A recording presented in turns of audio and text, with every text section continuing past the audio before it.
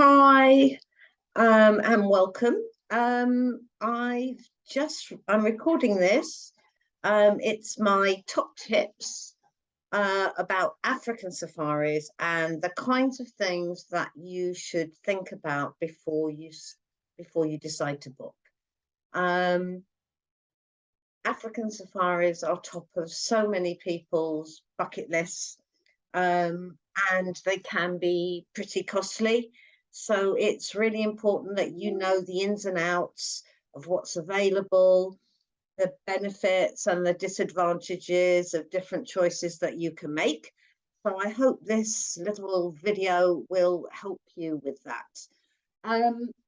So first of all, let's talk about destinations, because obviously Africa's a vast continent, but generally speaking, Kenya and Tanzania are recognized as being the top two destinations if you want to spot the big five.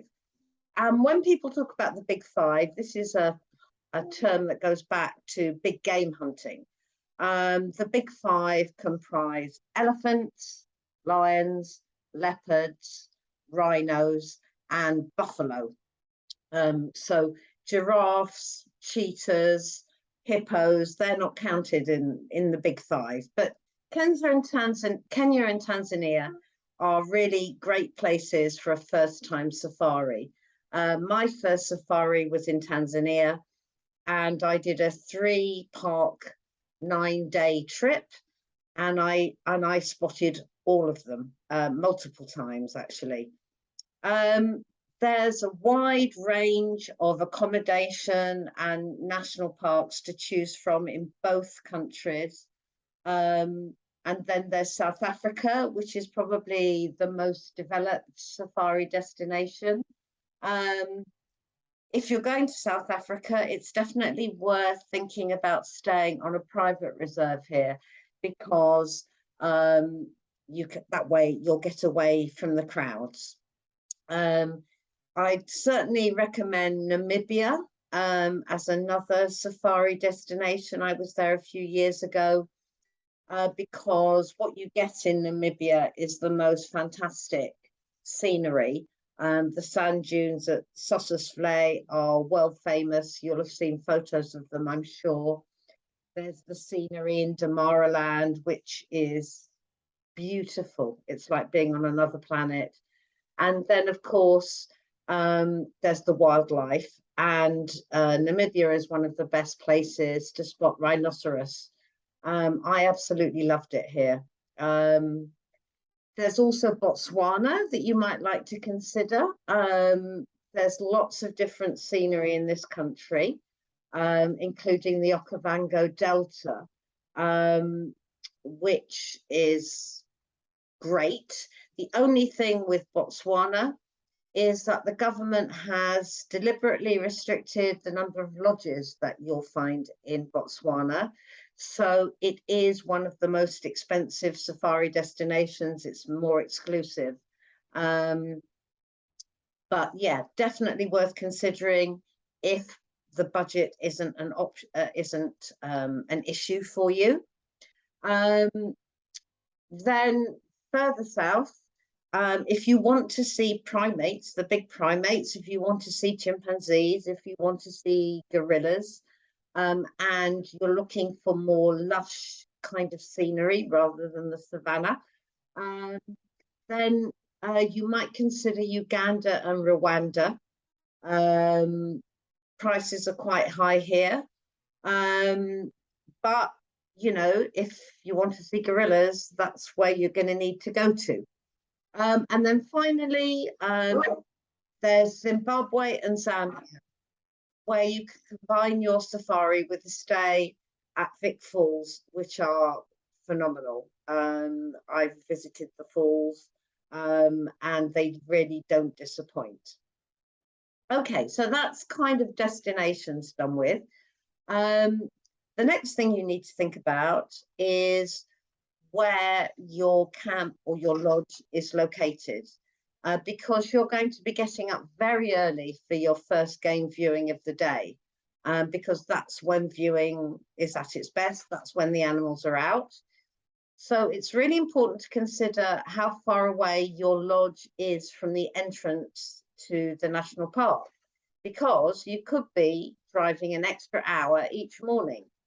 And that's why it's also important to consider staying on a private reserve, because you'll be much closer to the heart of the action that way.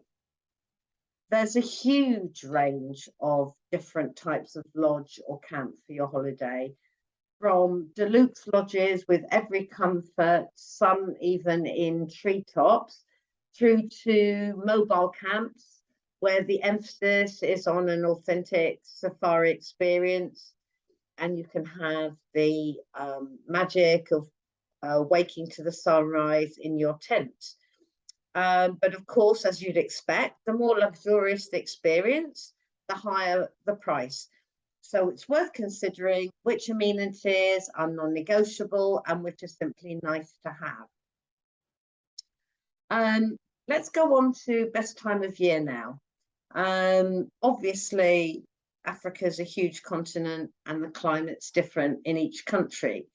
But generally speaking, you'll find that peak season corresponds to the dry season, because this is when wildlife viewing is at its best, because the animals have to come out from the bush and seek out the water holes. And in somewhere like in Kenya and Tanzania, the dry season is in our summer. And that's when the great migration happens. That's when the wildebeest travel from Kenya into Tanzania and then in reverse, in search of water. And that's when you see them crossing the rivers in their thousands. And that's when you have the opportunity of seeing the lions and other big cats going for the wildebeest. So if that's something that you're interested in, summer season in Kenya and Tanzania is when you should be going. But you could also consider traveling in shoulder season, when prices will be cheaper, wildlife viewing will still be plentiful, but as I say, you're not paying top dollar. You will be spending a lot of time in a Jeep looking for wildlife, and you're likely to be sharing this experience with other people. So you need to make sure that you know as much as you can about the kind of vehicles you're going to be traveling around in. The best option is a 6-person Jeep, because with 3 rows of seats, it's a guaranteed window seat for everyone. And so there's no jostling for position for people to get the best photo when a line comes into view. And a Jeep with an open top is also a great idea, because that way you can stand at a safe distance, of course, and take photos to your heart's content. So yeah, but you need to think about the size of the Jeep that your lodge uses to ferry everybody around on their game viewing. Let's go on to budget now. A 5 or 6 day safari in Tanzania or Kenya in a decent standard of accommodation starts at around £2,000 per person. That is with you're traveling between maybe a couple of camps being by road. That can be quite a long journey. But you could easily spend £5,000 plus actually per person for a longer, more complex itinerary where you're traveling in from camp to camp via light aircraft. So, they start reasonable. They start reasonably priced, certainly in comparison to, say, a beach holiday somewhere in the Indian Ocean, like the Seychelles or the Maldives. But if you want to do a fly-in safari, that adds to the cost. The more luxury you have, that adds to the cost. But we can tailor something according to your budget. If you have done a week or 8 days on the move. A lot of people like to spend a few days at the beach afterwards for some relaxation. And logistically, there are places that work better with different destinations. So Kenya's easy because you can fly from Nairobi to Mombasa, where there are beautiful white sand beaches. If you are in South Africa, you can fly from South Africa to Mauritius or the Seychelles. If you've done your safari in Tanzania, it's really easy to fly into Zanzibar, the beautiful island of Zanzibar. That's actually what I did after my safari in Tanzania.